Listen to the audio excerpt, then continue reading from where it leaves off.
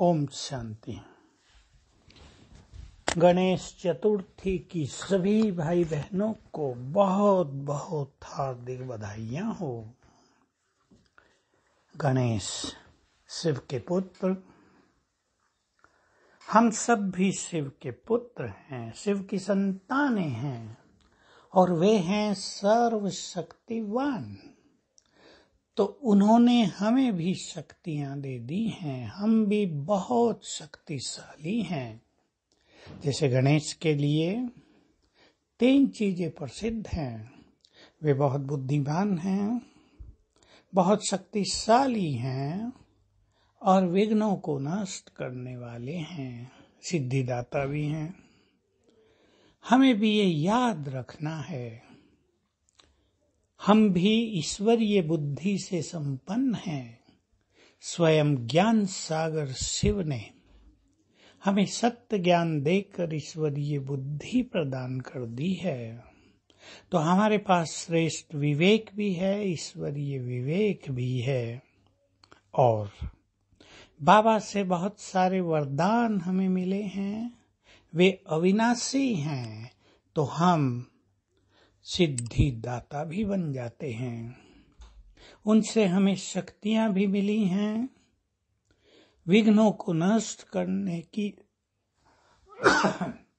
शक्ति हमारे पास है। कोई भी विघ्न आता है जब हम ये भूल जाते हैं कि मैं बहुत शक्तिशाली हूँ और विघ्न विनाशक हूँ, तो विघ्नों के प्रभाव में आकर हम अपनी स्थिति को बिगाड़ लेते हैं। लेकिन रोज सवेरे हमें कुछ चीजें अपने को याद दिलानी है। हम एक लिस्ट बना ले 5-7 चीजों की जो रोज सवेरे स्वयं को याद दिलाएंगे। मैं बहुत शक्तिशाली हूँ, विघ्न विनाशक हूँ। जो विघ्न मेरे सामने आया है उसको नष्ट करने की शक्ति मेरे पास है। हमें यह भी याद रखना है, जो लंबे समय से निर्विघ्न जीवन जीते हैं वही विघ्न विनाशक बन जाते हैं। अपने विघ्नों को नष्ट करने वाले भी और दूसरों के विघ्नों को नष्ट करने वाले भी बन जाते हैं। तो गणेश चतुर्थी पर हम सभी अपनी ईश्वरीय बुद्धि पर ध्यान दें, चेक करें, मेरे पास ईश्वरीय बुद्धि है या केवल लौकिक बुद्धि। लौकिक बुद्धि में अभिमान आ सकता है, मैंपन आ सकता है। ईश्वरीय बुद्धि इन सब से हमें मुक्त करती है। ज्ञान हमें ज्ञान सागर से मिला है तो हमें चिंतन करना है कि हम ज्ञान को याद रखते हैं, कौन सी बातें हमारे चिंतन में रहती हैं।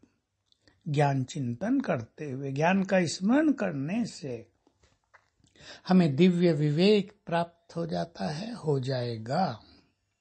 हमें अपनी शक्तियों को भी चेक करना है कि कहीं व्यर्थ संकल्पों में हम अपनी शक्तियों को बहा तो नहीं देते हैं।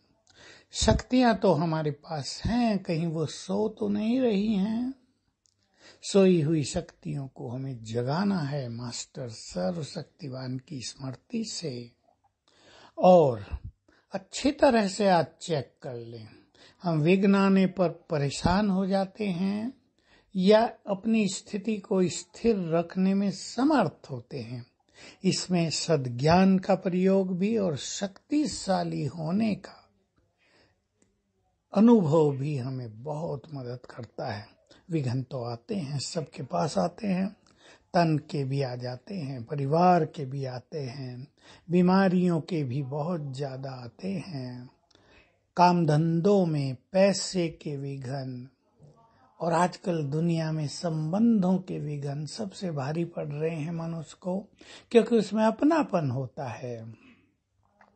उसमें आत्मिक भाव बनाते चलें तो इन सब को मिलाकर जब हम चलेंगे तो विघ्न कम से कम आएंगे और विघ्नों को हम नष्ट भी कर पाएंगे। पहले तो हमें ये कला सीखनी है कि निर्विघ्न जीवन रहे। कई लोग छोटी छोटी बातों को भी बड़ा विघ्न मान लेते और परेशान हो जाते हैं। और कई लोगों के लिए कॉमन बात होती है, भाई ये बात तो आती है, ठीक है चली जाएगी, तो वो शक्तिशाली रहकर उन चीजों को समाप्त कर देते हैं। तो जितने हम हल्के रहेंगे, विघ्न भी हल्के होकर नष्ट हो जाएंगे। तो आज से सभी गणेश बन जाएं, बाबा की बातों को ग्रहण करते हुए अपने जीवन को निर्विघ्न बनाएं और दूसरों के लिए विघ्न विनाशक बन जाएं। ओम शांति।